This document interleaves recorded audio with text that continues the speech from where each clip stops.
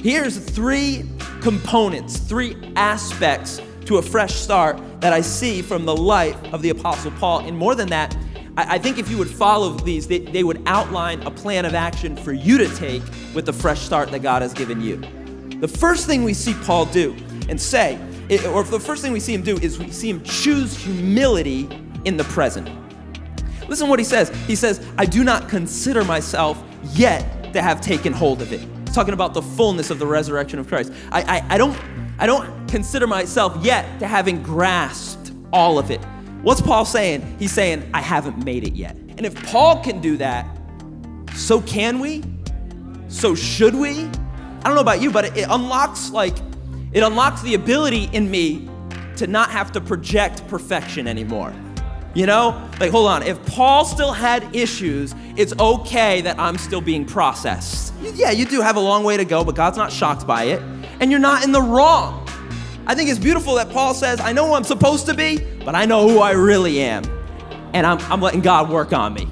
Come on, you know who you're supposed to be, you know who you really are, but don't let that be a discouragement to you. I think it should be an encouragement to you that I can be honest that Jesus alone is perfect. Therefore, I'm going to rest my assurance on that. And the next thing we see Paul do, number two, is we see him lean into the future. He says, forgetting what is behind and straining towards what is ahead. In fact, he says it this way. He says, here's one thing I do. He says, I haven't gotten there yet, but I have figured out this one thing. You've got to move on. One thing I do, I move on. One thing I do, I look forward. I keep pressing. I keep moving. But here Paul's echoing Isaiah saying, I'm telling you, forget the former things. Hey, good or bad, success or failure, I'm not going to live in my success. I can't live there anymore. Forget the former things. I can't dwell there. I got to let go of that because God has more for me in the future. Because in order to pioneer, to innovate, to do something new, you cannot drag the old with you.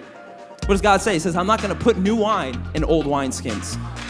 I'm not going to pour out freshness into that old lifestyle, into that old thing, into that old beat up, battered way of doing things.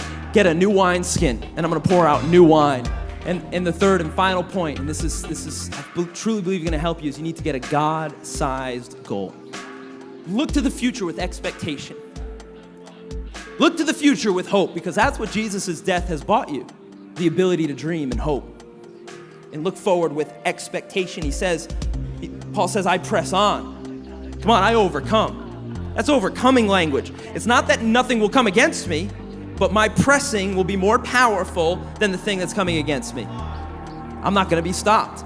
If you simply don't quit, you'll always win. Come on, I press on. I keep praying. I'm going to fast. I'm going to believe. I don't care how long it takes. Look, I know some people wrote some of your prayers down last year and they haven't been fulfilled this year. Can I tell you? Press on. Write them down again. Come on, God put these things in you for you to accomplish, not just for yourself, but He does want you to accomplish for yourself. God doesn't want you to be purposeless in life. He wants you to be fulfilled in life. But He says, get alongside me because I'll fulfill you. I'll get the glory. We'll show Jesus to the world.